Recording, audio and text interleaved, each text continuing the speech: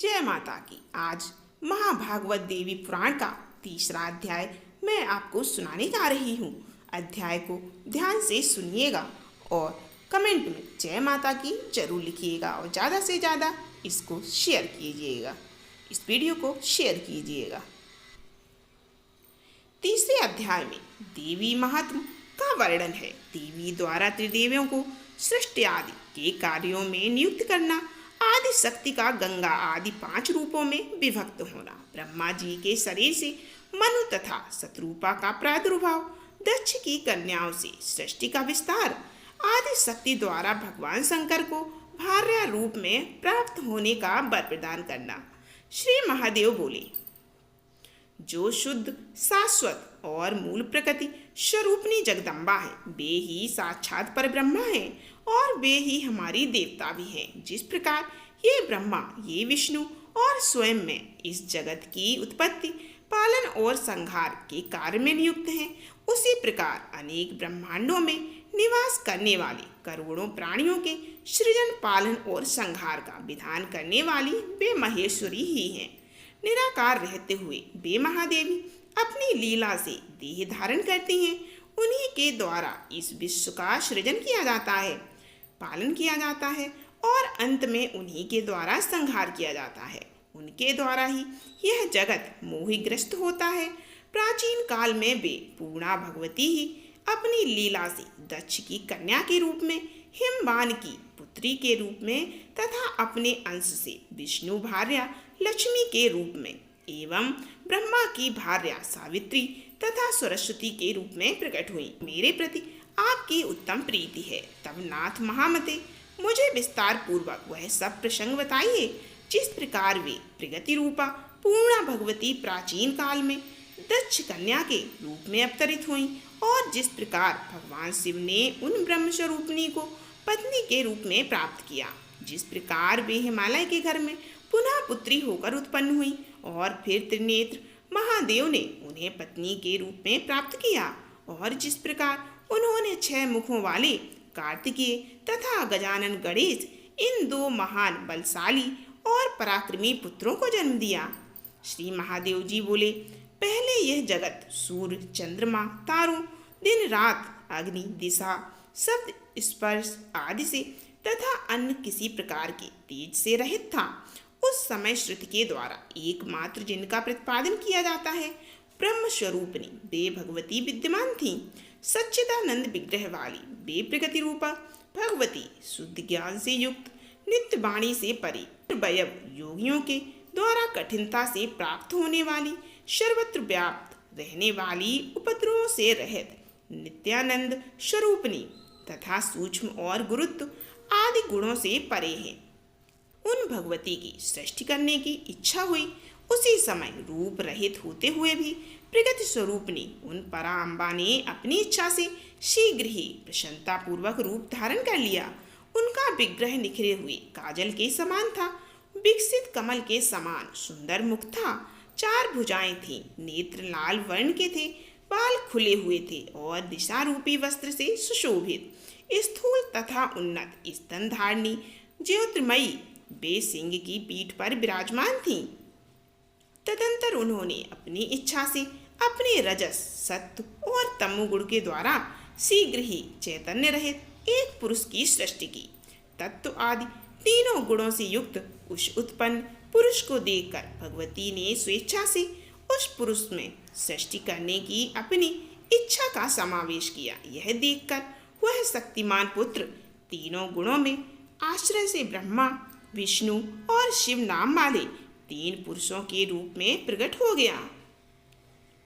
इस पर भी सृष्टि नहीं हो रही थी। ऐसा देखकर उन भगवती ने उस पुरुष को जीवात्मा और परमात्मा इन 2 रूपों में विभक्त कर दिया।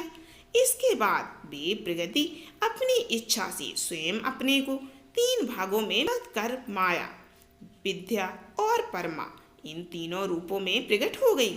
प्राणियों को विमोहित करने वाली जो शक्ति है वही माया है और संसार को संचालित करने वाली तथा प्राणियों में स्पंदन आदि का संचार करने वाली जो शक्ति है वही परमा कही गई है। वही तत्व ज्ञानमयी तथा संसार से मुक्ति दिलाने वाली भी हैं। माया के बसीभूत जीव जब उस परमा शक्ति की उपेक्षा करने लग गया, तब मुनि मोहात्मिका उस माया का आश्रय ग्रहण करने वाले वे पुरुष भी विषयों के प्रति आसक्त होने लगे। मुनि श्रेष्ठ उस समय वे माया के प्रभाव से अत्यंत प्रमत्त हो गए।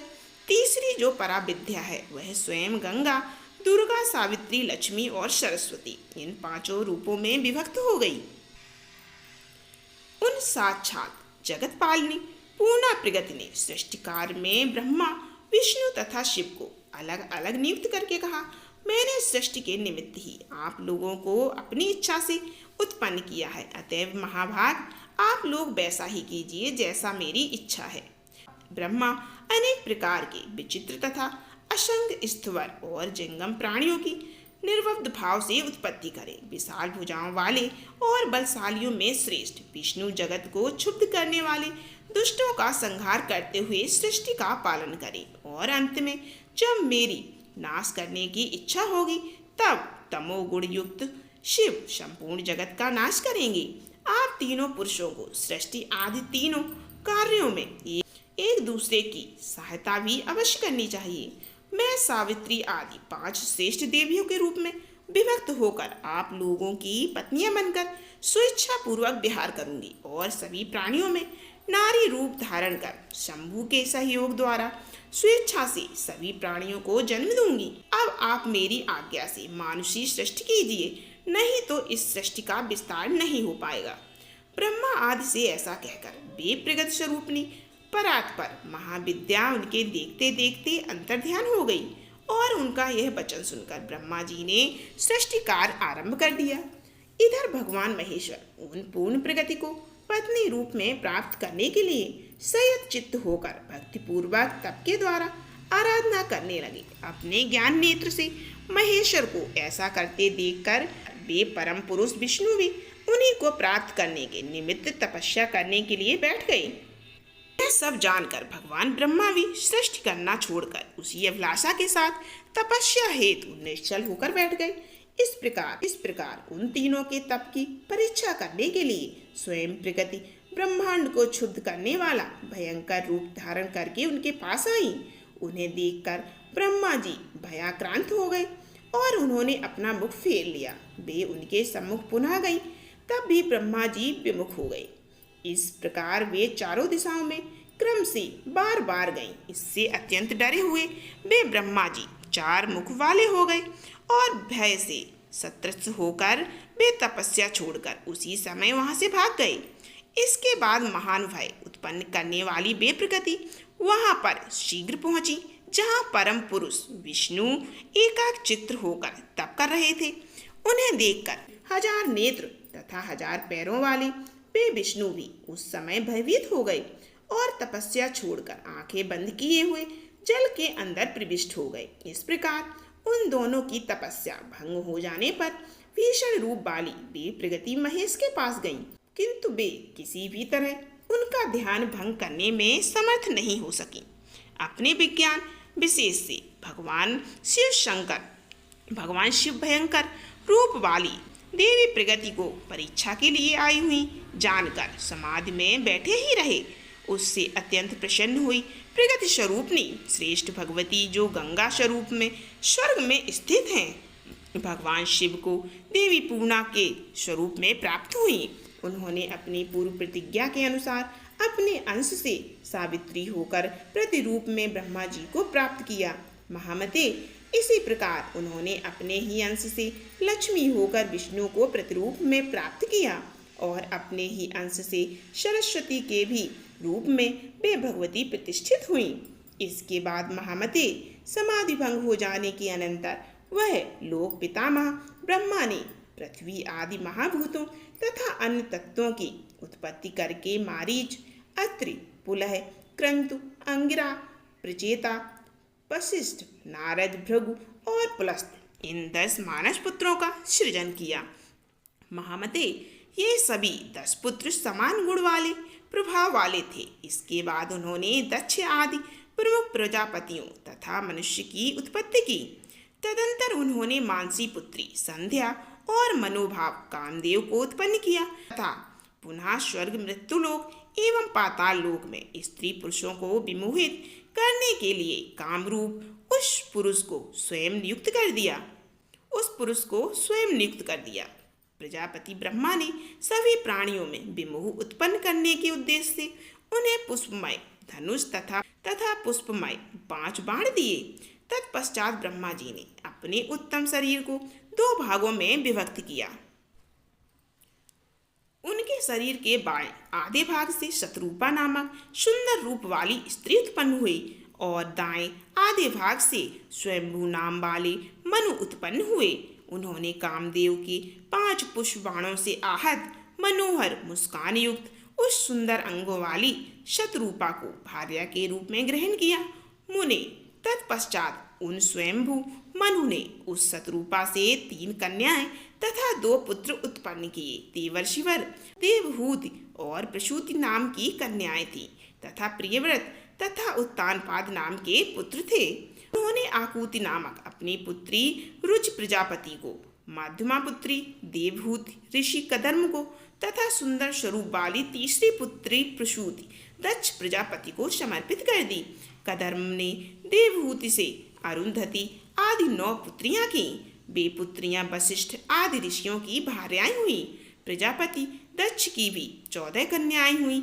अदिति, दिति, धनु, काष्ठा, अरिष्ठा, सुरसा, तिमि, मनु, क्रोध, बसा, ताम्रा, बिंता, कद्रु, स्वाहा और भानुमति, ये उन कन्याओं के नाम कहे गए हैं। उन्होंने उनमें से स्वाहा नाम की कन्या अग्नि को और शेष 13 कन्याएं ऋषि कश्यप को प्रदान कर दी।